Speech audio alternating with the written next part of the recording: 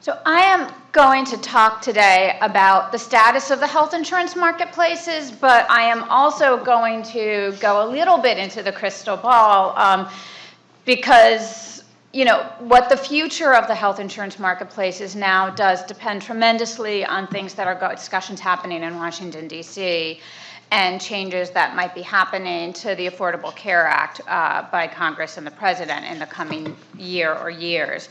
And so that's a really important part of the conversation. But I want to start with sort of where we are now. This chart shows the history going back to the mid-90s of the uninsurance rate in our country.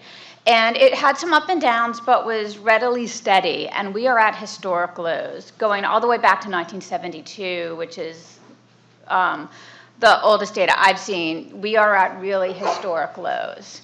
And that is that's because of the Affordable Care Act. It's because we've expanded access to coverage. A lot of this is not the marketplaces, it's Medicaid expansion for the states that did expand Medicaid. The states that didn't expand Medicaid probably many had increases still in people enrolled in Medicaid because people went to the marketplaces, found out they were eligible for Medicaid and got there. So this isn't all people on private insurance, but overall, I mean, it's been a significant cut in the uninsurance rate. If the Affordable Care Act continues as is, we would expect this to continue to decline, although slower, because we've really gotten the, I hate to say the low-hanging fruit, because these are people who are getting access to health care, but we've gotten the easiest to get in there. If the Affordable Care Act is repealed without replaced, there was actually a study that came out just a couple days ago from Urban Institute that said by 2019, the uninsurance rate would be 20.2% in the country. You'll notice none of these, the closest we have is 18.2%. That would be the highest in my lifetime of uninsurance rate in the country. And that's repeal without replace, so assuming that there was absolutely no replace proposal. And I just want to have that clear. Because right now they're talking about the main discussion is the first act is being discussed is repeal and then replace at a later date. So I want to talk about where we are in the marketplaces. And this is sort of the current state actually from earlier this spring. There were 11.1 million people enrolled in the individual marketplaces.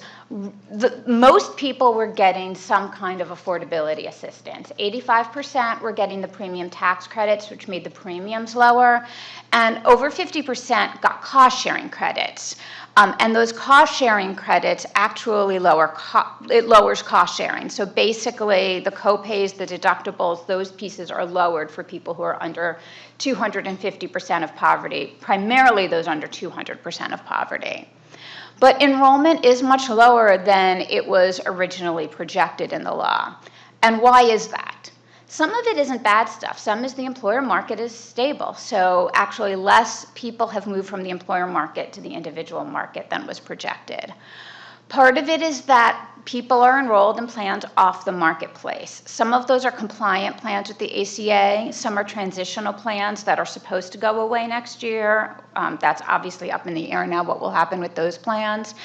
The off-marketplace plans do have the same risk pool with the plans on the marketplace. So the pricing is all together. So that's not a horrible thing for plans that are insurers that are offered in both. But for an insurer that's only off the marketplace, that's not getting mixed. There's affordability issues. Not everybody can afford the coverage. And there is an individual mandate. It gets a lot of attention. It could be stronger. I'm not advocating for it to be stronger, but I'm just saying for some people, they compare that premium to that mandate and they would rather pay the tax penalty at the end of the year because it is not strong enough to encourage them not to. And I'm not saying it should be that strong, that it should encourage not to. It's just that's sort of where we are. And the insurance participation rate has fallen, and that made a lot of news this past year. So it increased in 2015. When we started, there were an average 4.5 issuers in each state exchange. That went up to almost 6, and now it's down just below 4. And you know, to have a little bit about that is, first of all, it varies significantly across states, and it varies within states. More than half of consumers do have 3 or more insurers to choose from. 5 states only have 1 insurer, and then some states that have multiple insurers have some counties that only have 1. So that's really a local issue that comes down that you probably know if that's a significant problem in your state. And as far as who's leaving, it's really been some of the big national carriers who have been really big players in the employer market that have left. And then the co-op plans, which were created in the Affordable Care Act, which were nonprofits, many of them have failed and not continued. I will note that was not sort of this incredibly important, that wasn't one of the parts of the Affordable Care Act that needed to continue to make the Affordable Care Act successful, but it was a part of it. And so why are insurers leaving? And, there's a lot of reasons for that. Some of the things we've heard from insurers is the enrollment was lower than expected. The enrollees were sicker than expected, and a lot of insurance companies didn't actually price right. They underpriced in the first few years, and for some, they've left rather than trying to raise the prices to get where it could be affordable, where they could make money on the health status of the people enrolled. Some felt that the people were gaming the special enrollment periods, and there's a grace period. If you're getting those tax credits, you don't get kicked off right away. There's a period of time where people have to stay enrolled. And so people thought that people were stopping to pay their premiums, using health care for a couple more months, and then dropping the coverage. So those are some of the things health insurance companies have said. Now, the special enrollment periods, those are, things like you lose other coverage, you get married. There have been some special ones, such as when they added eligibility for a married individual who was a survivor of domestic abuse, so that there was added a special enrollment period when they changed the rules so that individual could get the tax credits without filing jointly with their abusive spouse. So those are sort of important pieces, the special enrollment periods, and they have been tightened up, and HHS has required more documentation for those. And some have felt that the risk mitigation programs in the Affordable Care Act, there were they're called the 3 Rs. They're basically different programs that were meant to help keep the premiums lower and help mitigate the risk between plans that might get really sick enrollees and might get really healthy. And there's a general feeling among issuers that those were not adequate. All of those things are fixable within the current framework of the Affordable Care Act. Those are all things that, with legislation, could get fixed. So I want to talk a little bit about premiums, which we know have increased, and that got a lot of news.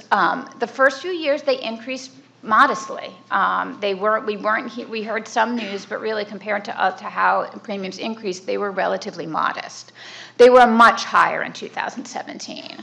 For the states that are in the federal marketplace, for the benchmark silver plan, which is what's used to determine the tax credits, the median increase was 16%.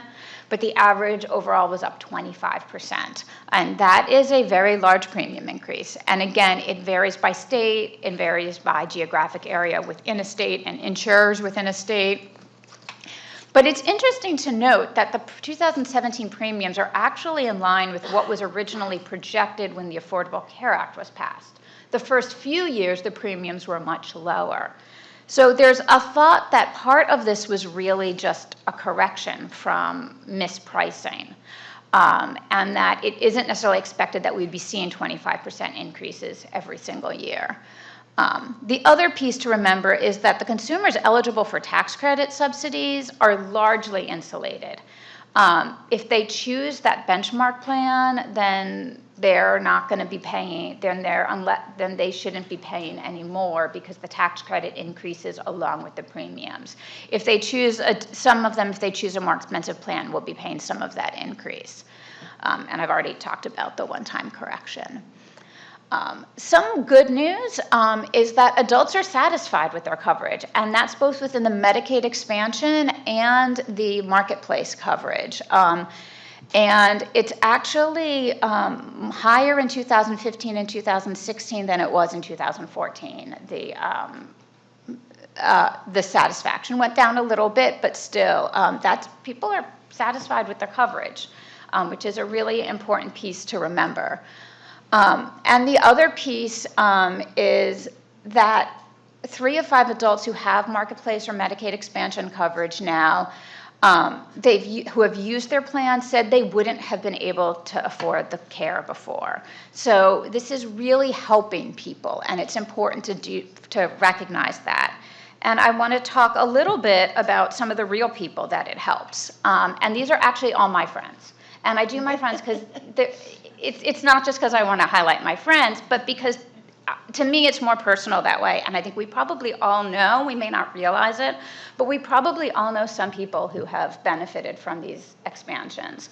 So this is Abby. Abby's mom was infected with toxoplasmosis when she was pregnant, which you may have heard that from the news because I'm forgetting the name of the drug, but the one drug that went up like over $1,000 in cost. We've talked about HIV a lot, but it actually treats toxoplasmosis, which people with HIV are more susceptible to. You can't take the medication for it when you're pregnant because it can cause birth defects. So her mother couldn't get treated, which meant Abby was born with toxoplasmosis. So she was born with a pre-existing condition. She's been hospitalized multiple times in her life. She's had brain surgery. Because of the Affordable Care Act, when she graduated college, she could get an internship that didn't pay, work a retail job to be able to pay for things, and stay on her parents' plan so she could have health coverage. And now she's 26, but she can at least know that even though she has employer coverage now, she doesn't have to have the fear of the pre-existing condition. This is my friend Joanne, along with my daughter. Joanne is a friend and our babysitter, which is why we included my daughter here.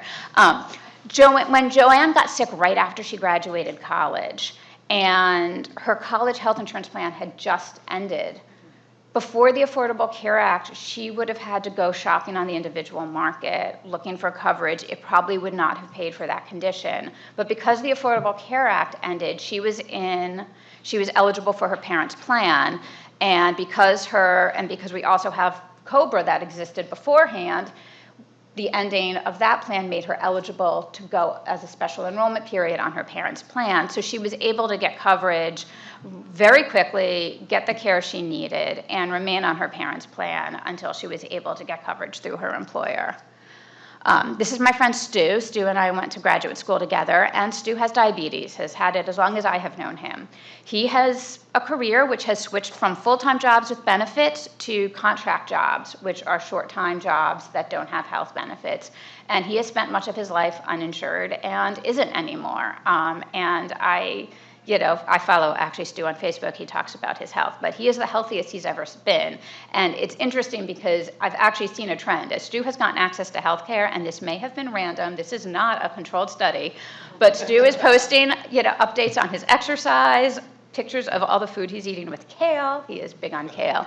But there's been he has overall become a much healthier person. And I know he credits part of that with the fact that he's getting to the doctor regularly.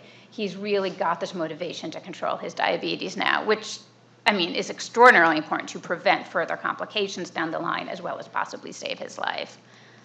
Down there is Catherine I pressed too. Catherine ended up on leaving a job because it was actually causing stress that was causing problems with some of her health conditions. She couldn't get a job. She couldn't get health insurance at that time, got some contract jobs, but was uninsured until the Affordable Care Act, and then she got onto the marketplace for her coverage that was covering her pre-X conditions. And in the middle is Jax, and Jax is my favorite Affordable Care Act story. Jax was born months after the Affordable Care Act passed, August of 2010. He was born with a congenital health condition. He had holes in his heart. He has multiple other pieces that go along with that. This is after his open heart surgery at the age of 3 months. The day he was born, he was helivaced from George Washington University Hospital to Children's Medical Center in Washington, D.C. He would have hit the $2 million limit on his mom's employer coverage in his first year of life. There used to be $2 million maximums, and most people wouldn't hit them or think about that. Jax would have hit it in his first year of life. Since then, he's had to have multiple other health coverage. He's had other surgeries on his eyes, on some of his digestive organs. He's been helivac from his grandparents' house because for him, a cold ended up with becoming life-threatening pneumonia, whereas for his siblings, it was just a cold. And not only does he have coverage, not only does he not hit that maximum, he also doesn't have to worry about the pre-X condition, which has been a huge fear for his mom, and this is Jax now. I like to always show, he's doing great. He's a very happy, very, very happy boy. But there was actually a period of time where his mom didn't leave her job. She actually turned down a management job because it would have meant she would have to leave the staff union. And she was scared that if she left the staff union and the Affordable Care Act ended up getting overturned, this was when it was at the Supreme Court, then if she didn't have the union protections, what would happen if she got fired and lost the job and Jax didn't have access to health care? So that's, some of the really, really important pieces is how you keep health care. So I want to talk, these are just some of the major parts of the Affordable Care Act, and I'm going to go through this quickly because I want to actually use this to compare to some of the proposals. As a lot of people know, plans must cover pre-existing conditions. It's called guaranteed issue, and that increases accessibility. They can't, if you're covered, they can't exclude the coverage for the pre-existing condition. So there's one thing which used to be planned to be like, we're not covering you because you had breast cancer. The other was, well, we're covering you, but you were pregnant when you enrolled, so we're not covering the pregnancy. So that increases the adequacy of plans. Individuals are protected from, the individual market's protected from adverse selection, meaning, it's not perfect, but healthy people are encouraged to enroll, which does help keep it affordable.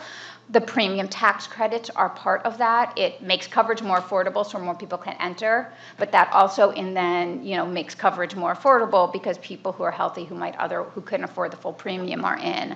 And the individual mandate, although I said it's not perhaps strong enough to totally stop adverse selection, but that also gets some more healthier people in the marketplace, which keeps premiums down rather than having people wait until they get sick. There's an annual open enrollment period and special enrollment periods, which means people have a time every year to enroll. Yes, it used to be you could get coverage anytime in the individual market, so in some ways you could say for the healthy people it's a little less accessible, but given that the unhealthy people couldn't get that coverage at all, this really has made sure that there's that opportunity every year, and there's that opportunity if something happens, such as you get married, you have a child, you lose other coverage. There's a set of essential health benefits, which include maternity, mental health, prescription drugs, the preventive services that all plans in the individual and small group markets must provide. And interestingly, states do retain enforcement and oversight because there is sometimes talk about giving control back to states. Now, there are state mandates and there's federal requirements on plans now, but the state insurance departments are still the main enforcer of the individual market and fully insured plans. That has not been lost from the Affordable Care Act. There are a handful of states that have asked HHS to enforce some of the new provisions, but that was their choice. And in general, the insurance commissioners really do still have that right. And all of those pieces were designed to work together. So, you take away the guaranteed issue, and the premium tax credits don't quite work as well. All of these work, but, the coverage mandate, the tax credits, the guaranteed issue sort of all work together to create a somewhat healthy market. And what I want to do now is talk a little bit just about some of the proposals you're probably hearing about, and these are not specific to any one person, but they're really the ones that we're hearing from multiple different members of Congress, think tanks, or other organizations that are talking about repeal and talking about replace. First is high-risk pools to cover the people with pre-existing conditions. I put caution signs about adequacy and affordability. You've probably had high-risk pools in your states either before the ACA or those first few years of the ACA before the marketplaces went up. They're pools where really are just for people who are sick. there is usually, there's often public money that goes to help lower those premiums, but in past experience, even with those, the cost has been extremely high for people to enroll. So for a lot of people, they can't afford the coverage. The coverage is often inadequate because in order to then control the cost and protect the money, the federal side money or the state money going in, they limit the benefits. So there's sometimes caps on benefits or they only cover certain services. There have also been waiting periods. So I didn't put a caution on accessibility, but some states pre-ACA had waiting periods so people could never get into the plans. There are tax credits. All of the tax credits being talked about are much smaller than the current premium tax credits. And this shows a little bit some of the proposals out there. So the dark color is the tax credit, and the lighter color is the remaining based on the 2015 average premium in the marketplace. So the blue is where we were in 2015 in the marketplaces. The average premium tax credit was $268 a month, which meant compared to the average premium, there was $106 left per month. A lot of people were paying less, some people were paying more, some people were enrolling in less expensive or more expensive plans.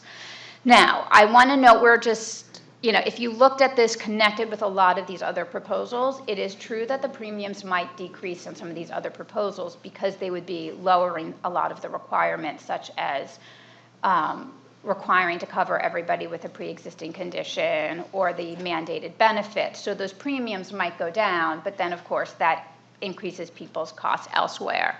So Price's proposal, he has a range of credits based on age. The lowest is $75 a month. Now that is for people under 18, so that premium would probably be lower, just to note. The highest is $250 a month, but again, that's for the highest income, so the premium would be, or the highest age, the premium would be higher. And that's not at all connected to income, it's all connected to age. And Cassidy Sessions has a proposal where the adult credit for all adults would be $208 a month. And so I'm just doing this so you just sort of get a sense when you hear these, of where they compare to where we are now.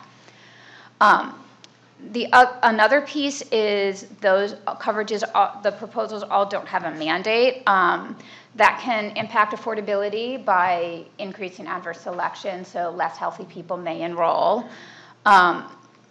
A lot of them are talking about a one-time enrollment period, so that instead of every year having an open enrollment period, there's been a discussion in some of the plans that there's a one-time enrollment period at the start. We don't know all the details of these, but it seems that some of them have then, if you're enrolled in other coverage when it starts, then when you lose that coverage, you get a one-time enrollment period.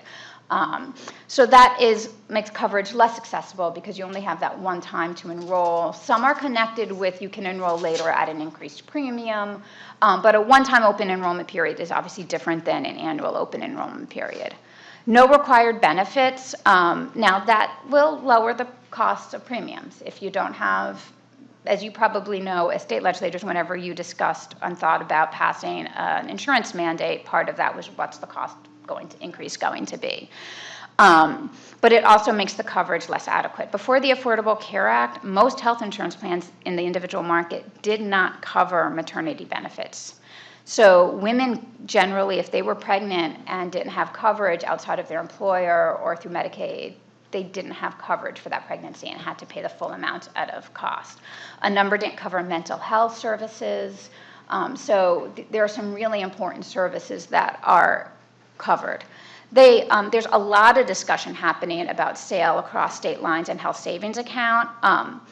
Sale across state lines is what that would really do is it would allow an insurance company based in any state to sell in any state,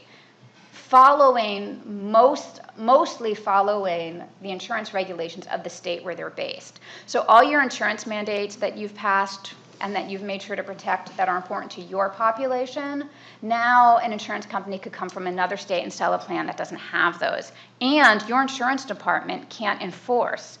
So I'm going to say Louisiana, because earlier we asked and there was no one here from Louisiana. I don't want to actually call them out. I am not in any way judging their regulations, but it's the idea that, the insurance regulators from Louisiana might be the ones now that oversee the individual market plans that people in your state are buying, which is going to be confusing to people. They're going to contact the insurance commissioner in your state, be thrown back, but it also is less control. Now, some of these proposals have some of your state, perhaps the network adequacy, I think Price's plan would still have the state where the individual lives that control, but some of the control is actually now going to go to another state. The other piece is health savings accounts. Health savings accounts are accounts that are money pre-tax that can be used towards your healthcare costs, but they have to be connected to high deductible health plans, and those deductibles apply to everything but preventive services. So if you have an HSA plan, you also have a plan now that there's a lot less covered up front, which can really limit the adequacy. And while there are some talking about some tax credits to go to the HSAs, that anything in between that tax credit and what that deductible is, the individual is responsible for.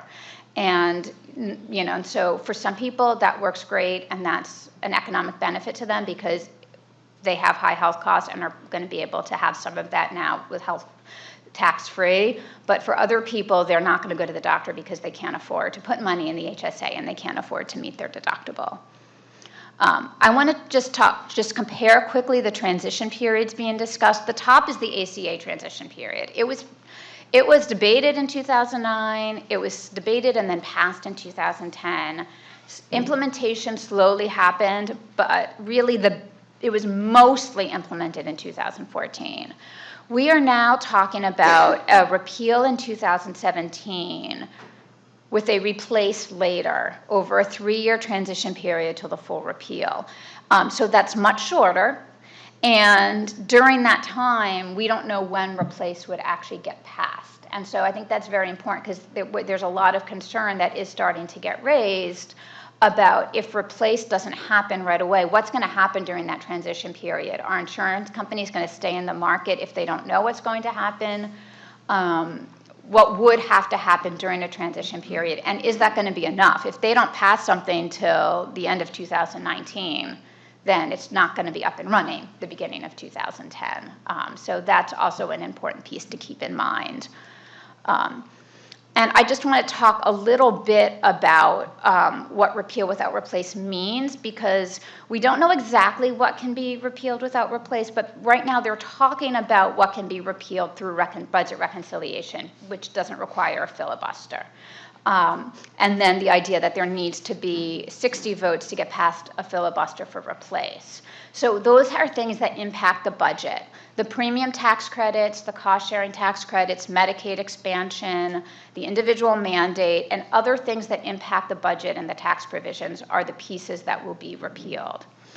The things that are likely to stay are the guaranteed issue covering pre-X, the essential health benefits, ban on lifetime annual limits, and other types of benefit protections. But is the big question, those kind of fade away if the market collapses during a transition period in which there's no replace. Because the idea that all of these things work together, the Affordable Care Act was talked about a three-legged stool. These provisions all work together. You have the guaranteed, you have the affordability and the mandate in order to make coverage more affordable so that you can cover everybody with a pre-existing condition. And it's the idea that they all work together, and I have now started to think of it as a three-legged stool made out of Jenga blocks. You can take some of those out, although no one's talking really about taking this one out. If you took out covering dependent children up to age 26, the whole thing wouldn't fall apart probably. But you take the wrong block out or you take too many of them out and it will fall. And that's really sort of where we're facing right now. And for the states, if this happens, if repeal happens without replace, people are going to lose their tax credits. Healthier people will most likely drop their insurance coverage. Premiums will most likely increase. And there's a good chance some insurance companies will leave the health insurance market, possibly the entire individual market, possibly just the exchange marketplace. And for those states that have expanded Medicaid expansion, that's gone. So that's really what repeal without replace means. And then for states, what repeal with replace means is really going to depend on what those replace proposals are. And also then looking forward to seeing, is it replace ACA or replace ACA combined with changes to Medicaid, larger scale changes to Medicaid at the same time. So, thank you, and when we get to questions, be happy to answer any.